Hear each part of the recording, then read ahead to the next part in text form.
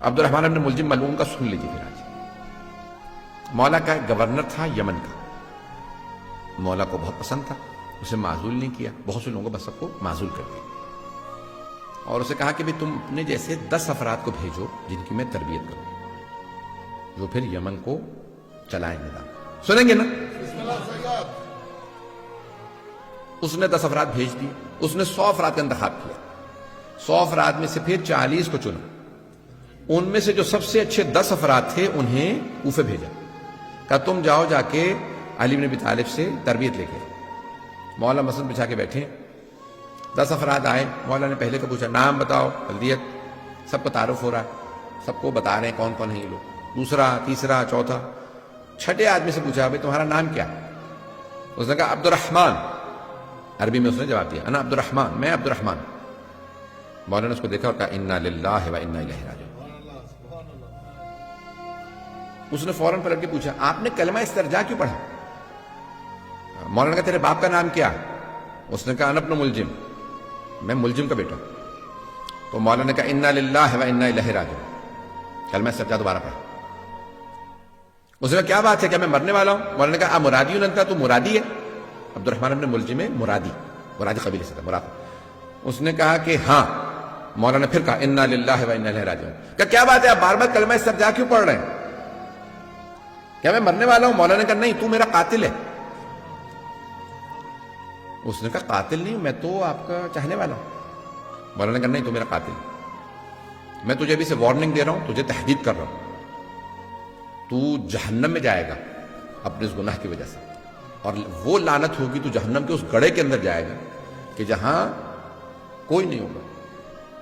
اس نے کہا نہیں کیسے ہو سکتا میں آپ کو مار دوں؟ مولانا نے کہا میں تجھے بتا رہا ہوں تو قاتل ہے میرا۔ ایک مرتبہ اس نے کہا کہ بھئی کیسے ہو سکتا ہے، آپ مجھے مار دیں، ابھی مار دیجئے۔ مولانا نے کہا کس جرم میں؟ جو تو نے بھی کیا نہیں۔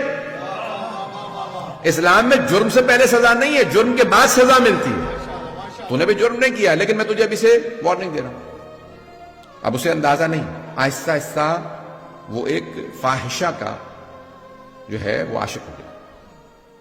اب ممبر کے قابل نہیں کہ میں بیان کر سکوں۔ اس کا نام قطام تھا، ہمارے ہاں بھی کہا جاتا ہے نا، گالی دینی ہوتی ہے تو قطامہ کہتے ہیں، یہ اس کا نام تھا۔ اس نے بھی شرط رکھی، اور وہ بھی مولا کی دشمنوں میں سے تھی اور ملعونہ تھی، اور بہرحال کہ بھی میں شادی کروں گی لیکن مجھے ایک کنیز چاہیے، 5000 دینار چاہیے، اور علی بن ابی طالب کا سر چاہیے۔ الوقائع والحوادث میں اس روایت کو لکھا، کچھ لوگوں نے کہا ہے معاویہ سے بھی لنکس تھے، اور بہرحال اہل بیت کے قتل کے اندر آپ کو پتہ بنو امیہ کا ہمیشہ کردار رہا ہے۔ بنو امیہ نے بڑا منفی کردار ادا کیا، اہل بیت کے خلاف جو سب سے بدترین جو دشمن اہل بیت کے گزرے ہیں اور اب تک ہیں وہ بنو امیہ۔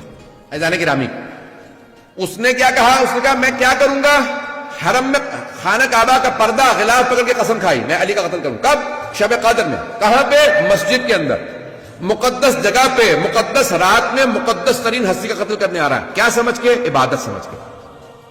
کیا اس زمانے میں ایسے لوگوں پہ لعنت تھی تو آج ایسے لوگوں پہ لعنت نہیں؟ پتہ نہیں میں نے پیش کیا یا نہیں پیش کیا۔